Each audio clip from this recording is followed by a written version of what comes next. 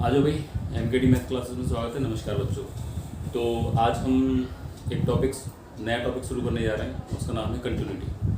ठीक है, तो पीछे आपका देखा हुआ है, मैंने कुछ फॉर्मूलेज लिखे हुए हैं बच्चों। ये लिमिट और कंटिन्यूटी दोनों में आपके वर्क करते हैं। ठीक है, 11th में आपने पढ़ा लिमिट को किस तरह से फाइंड आउट करते हैं हम। ठीक है, अगर लिमिट फाइंड आउट करना जानते हैं आप तो आप कंटिन्यूटी भी जानते हैं। ये बच्चों पक्का बिल्कुल मान करके चलिए। ठीक है, तो पहले तो मैं ये कुछ फॉर्मूलेज हैं बच्चों, ये तो एक्सपेंशंस हैं कुछ। ठीक है, इनका एक्सपेंशन किस तरह से खोलते हैं, देखो ये बाइनोमियल थ्योरम में आपकी 11th में पड़ी हुई है। ये इसका एक्सपेंशन sin x का, cos x का, tan x का, और e to the power x, e to the power minus x, log 1 plus x, log 1 minus x, इनको आप लोग नोट डाउन कर लेना अपनी कॉपी में। तो ये काफ़ी इंपॉर्टेंट फॉर्मूलेज आपके यूज़ होते हैं यहाँ पे। ठीक है, तो ये आपके पूरे फॉर्मूलेज हैं और यहाँ पे कुछ स्टैंडर्ड लिमिट आपको बताई गई है, ये वाली जो कि आप लोग 11th में पढ़ करके आ चुके हो। ठीक है, प्रूफ भी आप कर सकते हो, कोई प्रॉब्लम नहीं है, एक्सपेंशन को लेकर के आप प्रूफ कर सकते हैं। बाकी मैं बताता रहूँगा आपको कि किस तरह से आती है। तो जैसे limit x tends to x to the power n minus a to the power n upon x minus a, इसकी जो वैल्यू होती है पूरी, अगर आप सवाल को इस टाइप से बनाना सीख गए, अगर ये आपका सवाल बन रहा है तो उसकी value n a n minus 1 होती है। Limit x tends to 0 a to the power x minus 1 upon x, इसकी वैल्यू 1 होती है। ठीक है, इसी तरह से ये सारे के सारे फॉर्मूलेज आपके 11th में पड़े हुए हैं बच्चों। ठीक है, तो ज़्यादा समय नहीं लेते हुए आप इनको पॉज करके वीडियो को आप इनको उतार सकते हैं, देख लीजिए या स्क्रीनशॉट ले लीजिए इनका बच्चों। ठीक है, अब मैं मिटा रहा हूँ। अब अपने मेन टॉपिक पर हम लोग आते हैं बच्चों। देखिए, बहुत इम्पोर्टेंट टॉपिक है और अभी फिलहाल आपका सीबीएसई बोर्ड ने सिलेबस रिड्यूस कर दिया है, 30% सिलेबस आपका रिड्यूस हो गया है, लेकिन ये टॉपिक आपका एज इट इज है, जैसा पहले भी था वैसे ही टॉपिक ये आज भी है। ठीक है, तो ये रिड्यूस नहीं हुआ है आपका। तो चलो बच्चों बात करते हैं। पहले हम सिंपल बेस से लेकर के चलेंगे, ठीक है, उसके बाद में फिर धीरे धीरे धीरे करके हम कुछ अच्छे क्वेश्चंस को करेंगे। लेकिन अभी हम फिलहाल केवल इसको समझेंगे कि व्हाट इज कंटिन्यूटी। ठीक है, और किस तरह से ये वर्क करती है। इससे पहले आप लोग बच्चों जानते हो फंक्शन को, जानते हो आप लोग। ठीक है, उसके डोमेन को जानते हो, डोमेन क्या होता है उसका। ठीक है, और अगर आप नहीं जानते हैं तो पीछे मैंने वीडियोस बनाए हुए हैं, वहाँ आप जा करके देख सकते हैं। तो ये फंक्शन और डोमेन आपका क्लियर होना चाहिए, जब भी आप लिमिट पर आ पाएंगे। और लिमिट पर आ गए आप तो कंटिन्यूटी आपकी अपने आप ही हो जाएगी। मेन चीज़ क्या है इसमें, लिमिट। अगर आप लिमिट जानते हैं कोई प्रॉब्लम नहीं है, कंटिन्यूटी भी आप जानते हैं।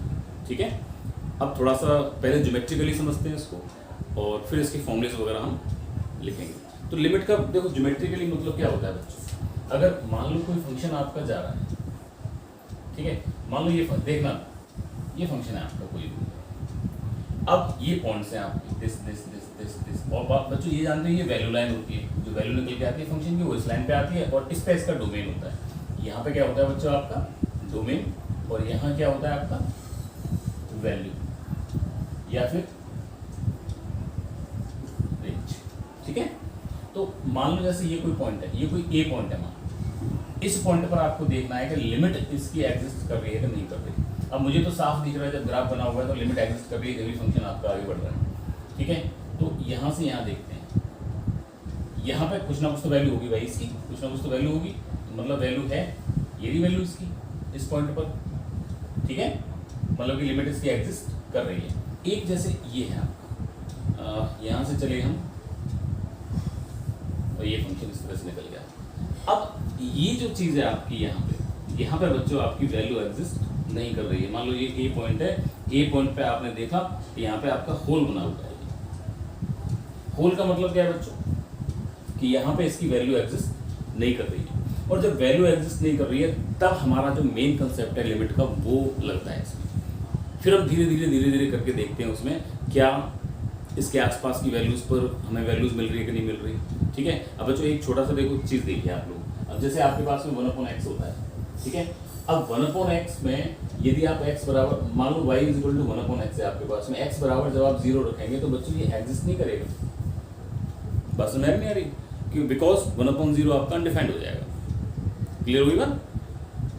लेकिन ध्यान से देखो बच्चों, लेकिन आप यदि इसमें ये आपका 0 है, 0 के बहुत पास वाली वैल्यू, ये वाली वैल्यू, या फिर ये वाली वैल्यू आप पुट करेंगे तो बच्चों ये आपका अनडिफाइंड नहीं होगा, वैल्यू आपको देगा और ज़रूर देगा वैल्यू आपको। मान लो आपने x की जगह पे 0.00000000001 रख दिया, ये तो बहुत छोटी सा नंबर लिखा है मैंने, ये तो बहुत छोटा सा नंबर लिखा है। आप कितनी भी जीरो, ठीक है, लाखों करोड़ों कितनी भी जीरो लगा लो इसमें, लेकिन जब आप x की वैल्यू ये रखेंगे तो आपको वैल्यू मिलेगी y की, कन्फर्मली मिलेगी। ठीक है, मतलब क्या हुआ कि जीरो तक धीरे धीरे धीरे धीरे करके पहुंच रहे हैं हम, जीरो को टेंड कर रहे हैं, जीरो की तरफ जा रहे हैं हम लोग, तब हमें वैल्यू मिल रही है। लेकिन जैसे एक्यूरेट जीरो पे पहुंचते हैं हमें वैल्यू देना बंद कर देता है वो। बात क्लियर हो गई इतनी? तो ये आपका इस तरह से, यही आपका लिमिट का कंसेप्ट है पूरा बच्चों। ठीक है, अब थोड़ा सा कंटिन्यूटी को देखते हैं, कंटिन्यूटी किस तरह से, क्योंकि जब मैं कंटिन्यूटी पढ़ाऊंगा तो आपकी लिमिट भी कंडीशन क्लियर हो जाएगी उसमें। ठीक है बच्चों, अब मेन कंसेप्ट क्या है इसका, सबसे पहले डेफिनेशन देखते हैं इसको। कंटिन्यूटी की डेफिनेशन क्या होती है? Let f be a real value function. मान लिया हमने f कैसा है, हमारा रियल वैल्यूड फंक्शन है, and if c be the, c कोई नंबर ले लिया हमने, a भी ले सकते हैं, कोई परेशानी नहीं। If c be the point in its domain, ठीक है, then f is said to be continuous if points in domain, let f be a real valued function है आपका f कोई भी, and c be the points in its domain, then f is said to be continuous if, ध्यान से देखना, if limit x tends to c, a भी use कर सकते हैं, कोई प्रॉब्लम नहीं है, limit x tends to c fx is equal to fa हो, और ये भी कैसे हो, फाइनाइट वैल्यू आया। बच्चों देखो, बहुत ही बेसिक सी डेफिनेशन, सिंपल सी डेफिनेशन। क्या मतलब है, ये क्या है, ये क्या चीज़ है आपकी, ये लिमिट है बच्चों। ठीक है, जो कि आप 11th में पढ़ करके आए, limit x tends to c fx is equal to fa। fa क्या है बच्चों, value of function at a। यहाँ पे c, हमने यहाँ पे c यूज किया है, तो ये c, value of function eight c। अब वैल्यू ऑफ फंक्शन का मतलब क्या होता है, मान लो अगर आपको कोई fx फंक्शन दिया हुआ है, fx मान लो x² plus 2x minus 3x, ये कोई फंक्शन दिया हुआ है आपको, ठीक है, और मान लो x इक्वल टू 2 रखूँ मैं इसमें, तो x की जगह पे कितना रख दिया मैंने, 2 रख दिया, तो ये कितना हुआ 4 प्लस 4 माइनस 3, तो ये हो गया बच्चों 5। तो f2 value of function at x equal to 2 is 5, value of function at x equal to 2 is 5। तो ये वो चीज़ होती है, और ये लिमिट है आपकी सीधी सीधी जो 11th में आप लोग करते हुए हैं। अब हम लोग किस तरह से करते हैं, देखो इसको भी देख लीजिए जरा थोड़ा सा।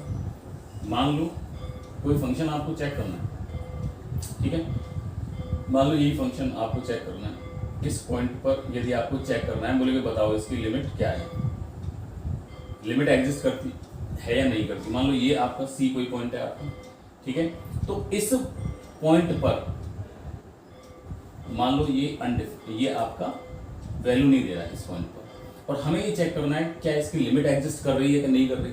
तो हम क्या करते हैं, अपने दो रास्ते चुनते हैं, एक तो ऐसे करके जाते हैं इसके पास में, और एक हम ऐसे करके जाते हैं इसके पास में। बच्चों ध्यान से देखें जरा, ठीक है, जब हम ऐसे करके जा रहे हैं, देखो यहाँ तो पॉइंट्स मिलेंगे भाई, तो ये पूरा हम बिल्कुल आसपास चेक करते हैं, बिल्कुल यहाँ पे और बिल्कुल यहाँ पे चेक करते हैं, बिल्कुल ठीक है, बिल्कुल यहाँ पे और बिल्कुल यहाँ पे चेक करते हैं, बिल्कुल नेबर पॉइंट्स हैं इसके, बिल्कुल पड़ोसी पॉइंट है इसके, ठीक है। अब जैसे ये मान लो अगर c बराबर 2 हुआ आपका, जैसे यहाँ पे आपका 2, तो मैं इसको चेक करूंगा, कितने पे चेक करूंगा, 1.99999999 इस पे चेक करके देखता हूँ, और भी बड़ा नंबर ले लो इससे 99999, कितने भी 9 लगा लो यार, कोई समस्या नहीं है, इस पे चेक करूंगा। अब अगर आप देखोगे तो इसकी जो वैल्यू है इक्विवेलेंट टू 2 होगी कि नहीं होगी, इसकी जो वैल्यू इक्विवेलेंट टू 2 होगी कि नहीं होगी, ठीक है। तो यहाँ से जब आप चलते हो बिकॉज लेफ्ट हैंड साइड से आप जा रहे हो इसकी तरफ, तो इसे हम कहते हैं LHL बच्चों, ठीक है। और ये कहलाती है आपकी RHL, क्योंकि राइट हैंड साइड से आएंगे आप यहाँ पे। अब राइट हैंड साइड से आओगे तो कितना होगा, मान लो अगर ये 2 ही है आपका, अगर ये 2 ही है आपका, तो 2.00000001 पे आप चेक करो इसको, या 2.00000000 कितनी भी जीरो लगा लो आप, ठीक है। तो ये आसपास के पॉइंट हुए कि नहीं हुए ये वाले, तो मतलब क्या हुआ आपका, अगर LHL और RHL दोनों की वैल्यू सेम हो जाती है आपकी, अगर LHL और RHL की वैल्यू दोनों की सेम हो जाती है बच्चों, तब हम कहते हैं कि पॉइंट C पर लिमिट एग्जिस्ट कर रहा है, ठीक है। बस ये कंसेप्ट है बच्चों इसका, और ज्यादा कोई बड़ा कंसेप्ट नहीं है इसका। बस एक चीज और देख लीजिए आप बच्चों, मान लो अगर ये 2 ही है आपका C, और आपने इस पे ये पॉइंट लिया आपने इसके आसपास का, तो इसका कितना डिफरेंस आ रहा है, डिफरेंस बोल रहा हूँ, ध्यान रखना, डिफरेंस पॉजिटिव होता है ऑलवेज, ठीक है। इसका कितना डिफरेंस आ रहा है बच्चों, बहुत कम डिफरेंस आएगा, लगभग इसका डिफरेंस आने वाला है आपका 0.00000 कितनी जीरो हैं, जितनी भी जीरो हो यहाँ पे, लगभग ये डिफरेंस आएगा नहीं आया, ठीक है। ऐसे अगर इस साइड से देखूं तो इस पॉइंट का और इस पॉइंट का डिफरेंस कितना आएगा, इस पॉइंट का और इस पॉइंट का, ये 2 है आपका, 2 में से इसको एक घटा दो आप, ये 0.00000000001 के बराबर आएगा नहीं आएगा डिफरेंस, ठीक है। जैसे इसका डिफरेंस निकाला, जैसे 2 है आपका और इसका डिफरेंस निकालो। मैं सीधी सी बात बताने क्या जा रहा हूँ आपको, आप 2 तक, मैथ क्या कहता है आपका, मैथमेटिक्स कहता है कि आप यदि 2 पर पहुंच रहे हैं तो बीच में कितने पॉइंट्स आ रहे हैं आपके, इनफाइनाइट नंबर ऑफ पॉइंट्स आपके आ रहे हैं बीच में, कितने पॉइंट्स आ रहे हैं, इनफाइनाइट नंबर ऑफ पॉइंट्स आ रहे हैं आपके बीच में। तो उनमें से बड़े से बड़ा पॉइंट ले सकते हो आप, नहीं ले सकते, अरे कोई बड़ा पॉइंट होगा ही नहीं उसमें भाई, ठीक है। क्योंकि एक जना बड़ा बताएगा, उससे बड़ा भी, जैसे किसी ने बताया, बोले कि सर हम 2 की तरफ जा रहे हैं और हमने बड़े से बड़ा ले लिया 1.9999, 1 लाख जीरो लगा, 1 लाख 9 लगा दिए इसमें, ठीक है। अगला बंदा बोलेगा, बोले तो उससे बड़ा तो मैं बता दूंगा, 1.1 करोड़ 9 लगा दिए उसने, उसमें 1.999 1 करोड़ कर दिए उसने, बड़ा हो गया नहीं हो गया। तीसरा बंदा बोले नहीं तो इससे बड़ा तो मैं बता दूंगा, 1 पॉइंट उसने अरब लगा दिया 9। तो बच्चों इसका कोई वो नहीं है कि आपको एक्यूरेट कोई मिल जाए, ठीक है। मैं यहाँ पे क्या बता रहा हूँ, डिफरेंस कितना ले सकते हैं आप इसका, कम से कम कितना डिफरेंस ले सकते हैं आप, बहुत कम डिफरेंस ले सकते हैं आप, इस नंबर का और इसके आसपास वाले नंबर का बहुत कम डिफरेंस आपका बन जाएगा। तो यही जो कंसेप्ट है बच्चों आपका, यही आपका पूरा लिमिट का कंसेप्ट है। अगर आप इस चीज को सीख गए, ठीक है, तो लिमिट में कोई प्रॉब्लम आपको नहीं आएगी। अब ये जो डिफरेंस बताया मैंने, अब भाई देखो बार बार तो लिखेंगे नहीं हम सवाल में कि सवाल लिया हमने, बार बार डिफरेंस निकाल करके देख रहे हैं उसका, ना ऐसा नहीं करेंगे हम। अब हम क्या जान गए, हमने एक नंबर रख लिया, जो डिफरेंस आया आपका, 2 डिफरेंस अलग लगाएंगे, 2 से इस पॉइंट का डिफरेंस, या 2 से इस पॉइंट का डिफरेंस, या 2 से इस पॉइंट का डिफरेंस अलग लगाएंगे। अब कहाँ तक लिखोगे आप उसको, तो हम उसके लिए क्या करते हैं, एक क्वांटिटी, या आप एक इंग्लिश का वर्ड है आपका H, ठीक है, H मान लेते हैं इसको, स्मॉल h। तो ये जो डिफरेंस आएगा आपका, इसको स्मॉल h मान लेते हैं, मतलब कि ये जो रीजन आया यहाँ पे क्या डिफरेंस आया आपका, जैसे C माइनस h, ये क्या है आपका, जैसे C प्लस h, ठीक है। अरे यहाँ h थोड़ा सा आगे वाला पॉइंट जो होगा C से ज्यादा होगा थोड़ा सा, और पीछे वाला पॉइंट होगा C से कुछ कम होगा आपका। वेयर h क्या होता है आपका, ये भी मैं आपको बताऊंगा। h क्या है, डिफरेंस, जो भी मैंने आपको बताया, डिफरेंस ऑलवेज कैसा होता है, पॉजिटिव होता है। That means h is always be greater than 0, not equal to 0. 0 से हमेशा बड़ा होता है, मतलब पॉजिटिव नंबर होता है, और बहुत ही छोटा नंबर होता है ये। ऐसा नहीं कि h बराबर आपका 100 हो जाए, 10 हो जाए, 1 भी नहीं होता। जहाँ तक कि 0.5 भी आपका बड़ी मुश्किल में होता है। अभी ये 0.0000001 बताया, इस तरह का आपका नंबर होता है, ठीक है। तो h को जान गए होंगे आप, h क्या चीज़ होती है। चलो अब देखते हैं, इसी का कंसेप्ट है, देखो ये अच्छी तरह सीख जाइए आप लोग। अब देखो जरा, limit x tends to c f(x) = fc, ये तो भाई कंटिन्यूटी की डेफिनेशन होती है। अगर कोई फंक्शन आपको कंटिन्यूअस प्रूव करना है तो पहले लिमिट उसकी एग्जिस्ट करनी पड़ेगी, और वैल्यू और फंक्शन दोनों बराबर आ जाते हैं, तब वो फंक्शन कैसा होगा आपका, कंटिन्यूअस होगा बच्चों, ठीक है। अब देखो जरा, इसको और भी कई तरीके से कर लेते हैं। LHL और RHL की फॉर्म में बना करके आप इसको कर सकते हैं। आप इसको कैसे लिखते हैं, हम इसको ऐसे भी लिख सकते हैं, limit x tends to c minus of fx बराबर होना चाहिए limit x tends to c plus of fx, और ये बराबर आना चाहिए आपका fc के। ऐसे भी लिख सकते हैं। अब ये माइनस का मतलब क्या हुआ, ये जो माइनस मैंने लगाया यहाँ पे, इसका मतलब क्या हुआ बच्चों, x tends to c minus का मतलब LHL यूज कर रहे हैं आप, लेफ्ट हैंड साइड से जा रहे हैं, और प्लस का मतलब क्या हुआ, राइट हैंड साइड से आप आ रहे हैं इसके लिए, ठीक है। अब देखिए जरा, इसको एक तरीके से और लिख सकते हैं, limit h tends to 0 f c minus h और बराबर limit h tends to 0 f c plus h बराबर f c, ठीक है। तो ये भी आपकी डेफिनेशन ये हो रही है। अब इतनी सारी डेफिनेशंस क्यों लिख रहा हूँ मैं, बहुत ही सिंपल सी बात है भाई। अगर देखो कोई भी आपको फंक्शन इस तरह का दिया हुआ है कि उसमें डिनोमिनेटर नहीं है या बहुत सिंपल सा फंक्शन लग रहा है आपको, तो आप डायरेक्ट केवल लिमिट निकालिए, बस LHL RHL निकालने की जरूरत नहीं है आपको, ठीक है। और फंक्शन की वैल्यू निकालिए उस पॉइंट पर, दोनों बराबर आ जाती हैं तो वो कंटिन्यूस हो जाएगा फंक्शन, ठीक है। अदरवाइज आप ये वाला फॉर्मूला यूज कर सकते हैं, limit h tends to 0 c minus h, limit h tends to 0 f c plus h, what is this, this is LHL। क्या कहते हैं इसको बच्चों, LHL is equal to RHL is equal to function of c। अगर इन तीनों में से देखो, अगर इन तीनों में से कोई भी एक या तो बराबर नहीं होती है तीनों तो वो डिसकंटिन्यूअस होगा, या फिर एग्जिस्ट नहीं करती हैं तो वो डिसकंटिन्यूअस होगा, ठीक है। ये आप पक्का मान के चलिए। एग्जिस्ट का मतलब क्या होता है, यहाँ पे LHL आपने निकाला और प्लस इन्फिनिट आ गया, एग्जिस्ट नहीं किया उसने। अगर RHL आपने निकाला माइनस इन्फिनिट आ गया, एग्जिस्ट नहीं किया। अब ये मत समझना अगर LHL भी इन्फिनिट आ जाए प्लस इन्फिनिट और RHL भी प्लस इन्फिनिट आ जाए आपका के बराबर हो गए, नहीं बराबर होंगे। अरे इन्फिनिट कुछ है ही नहीं, डिफाइन ही नहीं है, ठीक है। तो ये बात आप अच्छी तरह से सोच लेना, इसमें बात समझ आ रही नहीं आ रही है। ये दोनों आपके फाइनाइट होने चाहिए, मतलब कि डिफाइंड होने चाहिए, ऐसा नहीं हो कि इन्फिनिट और इन्फिनिट आगे बराबर, ठीक है। बच्चे पूछते हैं क्लास में कभी कभी क्या होता है सवाल में, ये भी इन्फिनिट आ जाता है ये भी इन्फिनिट आ जाता है, तो बच्चे ये कह रहे हैं बोले सर लिमिट तो एग्जिस्ट कर रही है, इसकी बराबर आ रहे हैं दोनों। अरे इन्फिनिट की वैल्यू को जानते ही नहीं तुम तो बराबर कैसे कह दोगे, बात समझ नहीं आ रही। तो ये आप लोगों को अच्छी तरह से ध्यान रखना है। तो इसको आप पॉज करके आप उतार लीजिए इसको, बस मेनली यही फॉर्मूले हम लोग यूज़ करेंगे। दो टाइप के क्वेश्चन हम करेंगे इसमें लिमिट्स में, 12th लेवल पर दो ही टाइप के क्वेश्चन आपके आते हैं। एक तो इस फॉर्मूले की बेस्ड क्वेश्चन है, इस फॉर्मूले से सारे क्वेश्चन होने हैं आपके, और एक आपके कभी कभी कंपोजिट फंक्शन लगा करके भी हम बहुत ईजी बना सकते हैं उसको, ठीक है। तो यही हम लोग सीखने वाले हैं। अभी मैं कुछ एग्जाम्पल लेता हूँ और उस एग्जाम्पल से हम सवाल को करेंगे, ठीक है। और ध्यान से देखना बच्चों, एग्जाम्पलों अपना बेसिक क्लियर करना पूरा आपका काम है। अब कुछ ऐसे फंक्शन होते हैं बच्चों जो थ्रू आउट आपके कंटिन्यूस होते हैं, जैसे जो कंटिन्यूस फंक्शन होते हैं, जैसे पॉलिनोमियल फंक्शन, ठीक है। मान लो जैसे